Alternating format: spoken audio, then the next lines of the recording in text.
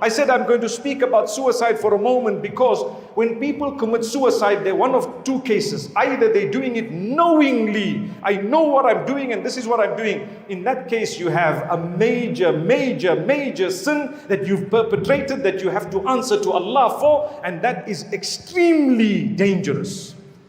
But sometimes you have a person whose mind is not well. They're going through stress and depression and anxiety and various other mental trauma, and it comes to a point where they think to themselves, there's no point to live.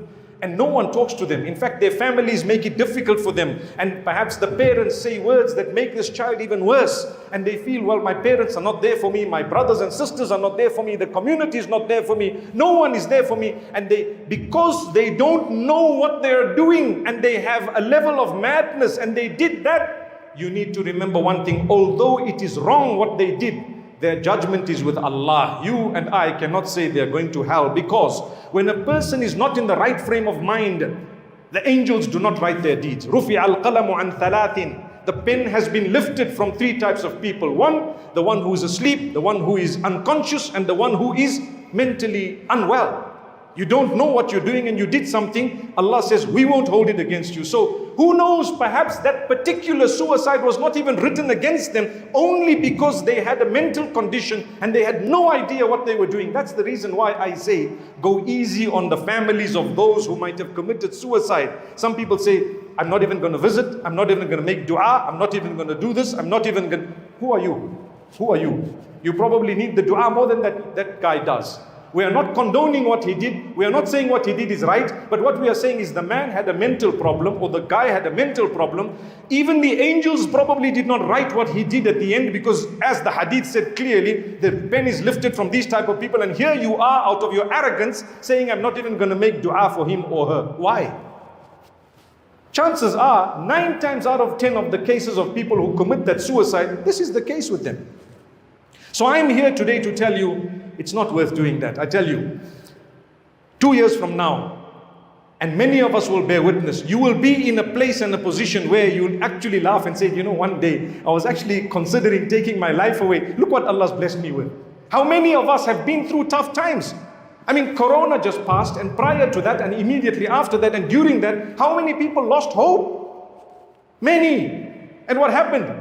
It's a talk. It's someone's encouragement. It's your brother, your father, your community member, your friend, someone who told you a good word to tap you on. That's why, my brothers and sisters, go easy on those who are struggling. Say a good word, Allah will bless you. Say a good word to people who are suffering. Don't worry, my brother, everything will be fine. I don't have a clue whether things are going to be fine or not. But what do? I have to say, my brother, it's going to be fine. Based on Allah's promise. Inna ma'al usri yusra. Inna ma'al usri yusra. With hardship comes ease. And with hardships comes more ease. I believe that it's going to come. So I want to tell everyone here who is struggling, don't worry. Allah will bless you. Allah will look after you. Remember, 1 year from now, 2 years from now, you will be in such a beautiful position. The condition, bear patience. Thank Allah. Look at the goodness He's given you. Work hard. Don't become despondent. Don't just sit and sleep. This morning, someone asked me, what's your hobby? And I said, you really want to know? Sleeping. Are you crazy? I said, because I don't get to sleep. That's the reason. I hardly get to sleep. So when I get to sleep, I say, guys, don't disturb me. I'm off. I don't want anyone to talk. I don't want the sound. Sleep. Subhanallah. But that's sleep to a time. You have to get up and go and do your things.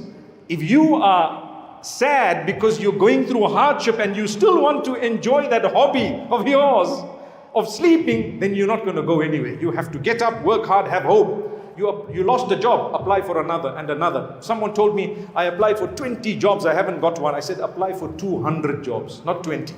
Go from the morning to the evening, every day, office to office, place to place, ask for a job. You will get it. But because we are lazy, we suffer the consequences. We suffer the consequences. And then when Allah has chosen for you, say for example, you went through a divorce, you were sad, you were very upset because you know what, you didn't want to. You lost your family, you lost some. Take it in your stride. You're not the first person, you won't be the last person. You have to keep going. And what are you going to do? I'm trying again. And then what? Inshallah it will work. And then what else? I'm going to try a third time. And then what? Inshallah it will work. I see guys I know here who've been through this type of a thing where they lost total hope. Today they're sitting happy.